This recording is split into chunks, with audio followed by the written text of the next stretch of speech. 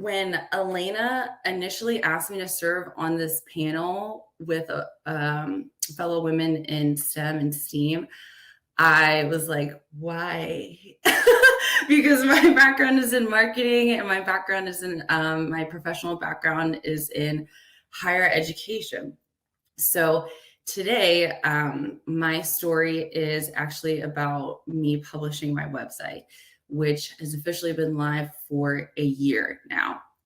So I have been vegan for a little over 5 years now, and my intention for that started with my health and then moved into making decisions that felt best for my community's health and then to the health of the planet. And as I find myself making decisions that are best for my health, it trickles out in that way. And that's really how I started to get involved with climate. I barely want to say science because I am not a climate scientist, but we can't all be climate scientists because who would design the posters, like Olivia said, and who would communicate this information? So publishing my website was a really big feat for me. Last year, I knew that I wanted to make a bigger difference within the climate space. And like Molly said, I was experiencing intense climate anxiety. Where I was living at the time did not have any sunrise movements. They didn't have a lot of structural support for me to get involved in the climate movement. So I had to kind of find and navigate my way there. As I said, I was working in higher education, so there were a lot of community members who supported research and education, but I was also living in a state that was highly intoxicated by the coal industry. So I did get involved in community organizations that were working on everything from creating policymaker guides to translating science to community members and creating that community resilience, because we have a lot of FEMA flood zones where I was living, and we experienced 100-year floods multiple times within a 5-year span. So that was helpful for me. Taking direct action helped to quell my climate anxiety, but I also found myself recognizing that there was a limit of what I could do within my community. And within that, I started to talk a lot to my to my friends and family, and I recognized that I was kind of getting on their nerves, so I just started to write it out. And that's how my blogging started.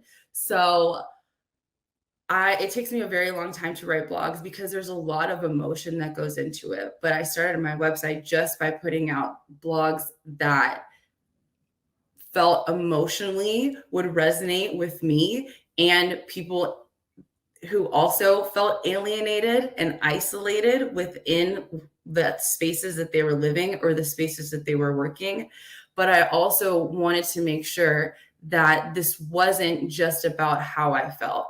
So every single time that I would go in to publish something, I made sure that there was climate science behind it. I also made sure that I had my information correct. So I enrolled in the Yale Climate Change and Health Program. I also took 2 other climate change certificates over the past year as well with different programs. And taking this action both within my community as well as personally so I could continue my education helped me a lot and empowered me as well as built up my resilience. So for me, resilience is kind of the base point, but I want to go even further than that. So once we have that resilience, how can we go further? And I quit my job, moved across the country, and completely changed careers because this is so important to me. And I feel so passionate about creating a livable future for all of us. So again, I'm so incredibly humbled to be here on this panel. I could probably talk forever about the things that I have changed and would like to change going forward. But really, I would say probably in terms of the takeaways is the more that we empower ourselves individually, the more that we empower our community, right? So don't feel bad if you're not doing everything, because you just can't. You can't do everything. Like, I sold my car and I bike now, which is amazing, but I couldn't have done that where I lived before. And I had a lot of guilt with that. So don't feel bad if you're not doing everything, but you got to do something. We got to do something. The other thing is, don't think that you don't know enough.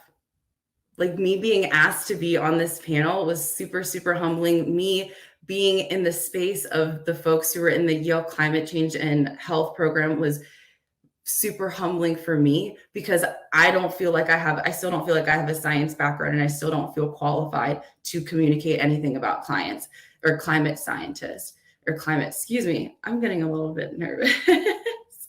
But no matter what, it's enough to tell your story.